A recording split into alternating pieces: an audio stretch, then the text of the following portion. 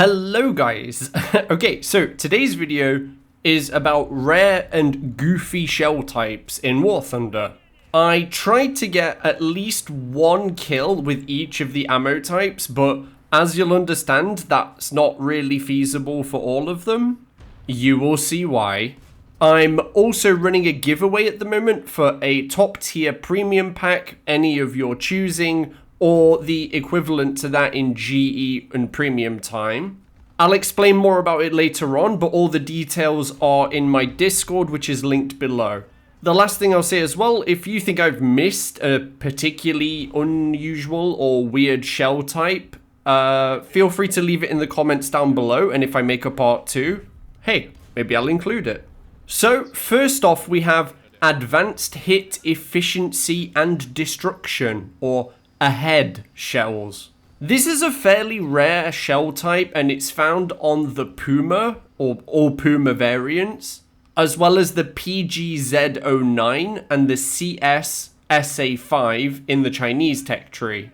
This is a form of timed fuse shell, where the fire control system programs it automatically upon firing. It might feel like a proximity fuse, but it's not. And it will require you to have a targeting system and to lock the target for it to actually work in the way it's intended. So, it fires the shell with the pre-programmed time. When the timer runs out, the shell will detonate, releasing a cone of tungsten fragments. In-game, these can be somewhat unreliable, especially if the target's moving away from you, and it makes it a form of shrapnel shell. So next on the list, we do have the OG shrapnel shells, which are found on early Soviet tanks. I'm not sure how common knowledge these are, so I thought I'd include them anyway. These, much like when the ahead shells are fired without a target lock, will travel until they contact a target. When the target is penetrated, they'll detonate, firing a large amount of shrapnel into the tank. This is usually tungsten fragments or ball bearings or something similar. And it guarantees that anyone inside that armored fighting vehicle is about to have a significant emotional event. In-game, these somewhat unique shells are kinda useless though, let's be real. The amount of targets that you can actually get with these, but not with HE, is going to be almost zero. You've also got to bear in mind that HE shells also require less accuracy as they work by overpressure, and they're just generally better at getting spread out crew and things like that. Overall, yeah, the shell is quite interesting, but it is pretty useless, unfortunately. Now, this next shell type is only found on one vehicle in the entire game, the Lancia 3 Row, and this is anti-concrete. These shells work somewhat like AP, which is why they're shown using the AP animation in-game. But as concrete is easier to penetrate than rolled steel, they'll typically sacrifice some metal for more explodey. Meaning, yeah, a bigger boom. This is very obvious with the shell on the Lancia because it actually contains over 1.5 kilos of explosive filler. For comparison here, that's roughly double the amount in the AP shell of the Jagdtiger, which has a 128mm late war cannon. And while the shell doesn't have a lot of penetration for the BR that it's at, 1.7, honestly this is quite a strong shell. And as I say, this is the only anti-concrete shell in the entire game. If I'm wrong, correct me in the comments. But this kind of leads on to our next vehicle, because you might have been wondering, but doesn't the KV-2 also have an anti-concrete shell? And you'd be half right. One of its shells did used to be classed as anti-concrete in-game, but they've changed its classification to the next shell type which is on our list, semi-armor piercing, or SAP. Now, SAP shells are designed to be somewhat of a halfway house between high explosive and armor piercing. They have thicker shells than HE rounds, which gives them more penetration against hardened targets.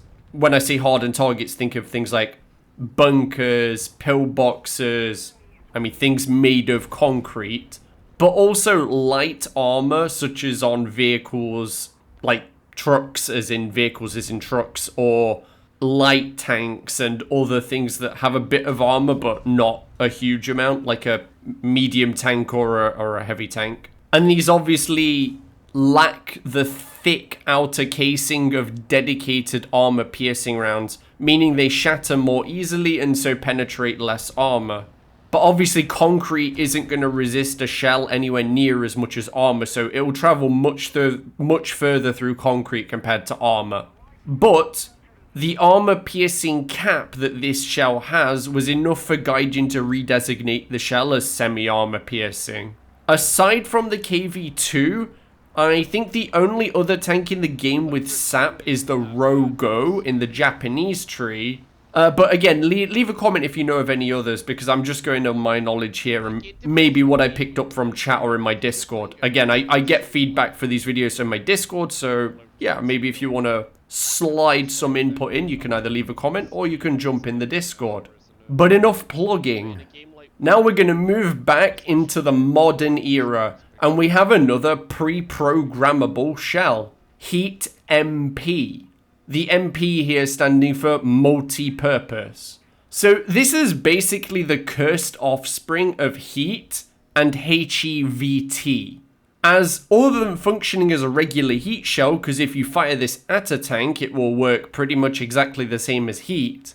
It's also able to be fired at aerial targets because it has a proximity fuse as well. This also has a sister shell, HEOR, or High Explosive Obstacle Reduction. This is basically the grandchild of the anti-concrete shell, in a way. From what I understand in real life, these were intended to be used against reinforced concrete in things like bunkers. It has the VT fuse replaced by an armor-piercing cap. So if it hits a lightly armored target, think of like concrete or, you know, an armored recon vehicle, think of like a BTR, it will penetrate and detonate inside the tank, working like APHE. However, if the target has too much armor and it can't penetrate, it will trigger the fuse to work like a heat shell and fire a jet of superheated metal instead.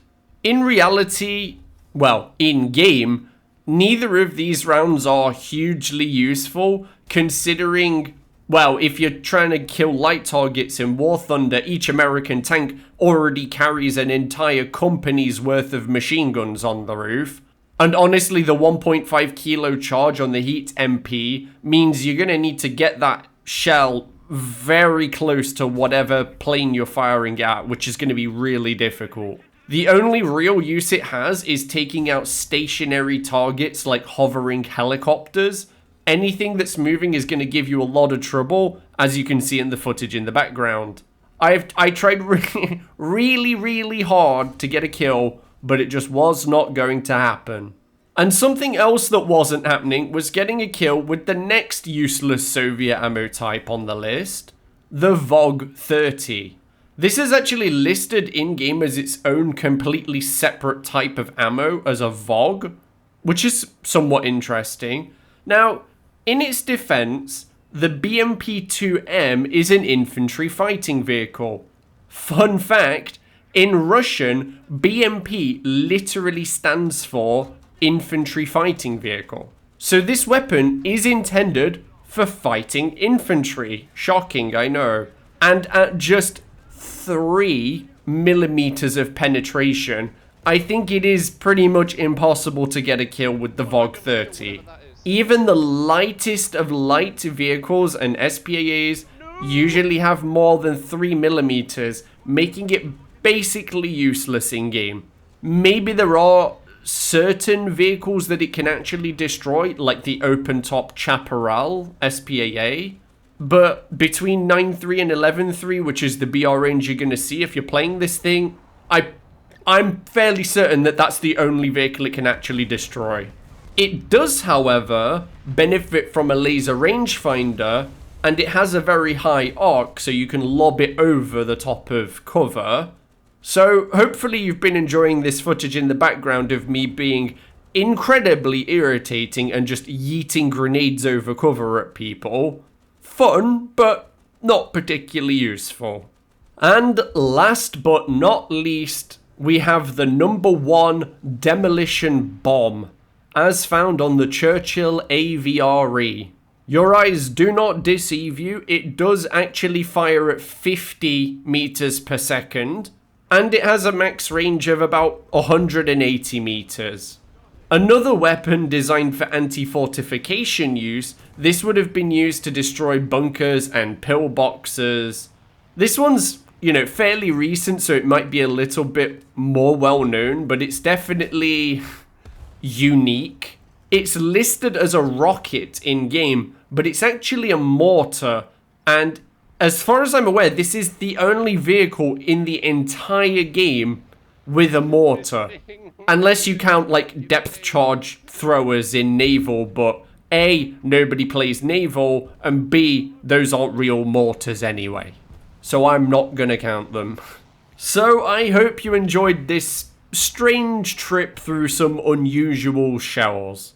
The giveaway I mentioned earlier will be for any premium pack of your choice, or GE, which is about 15k, or premium time, which is, I think, 1 year.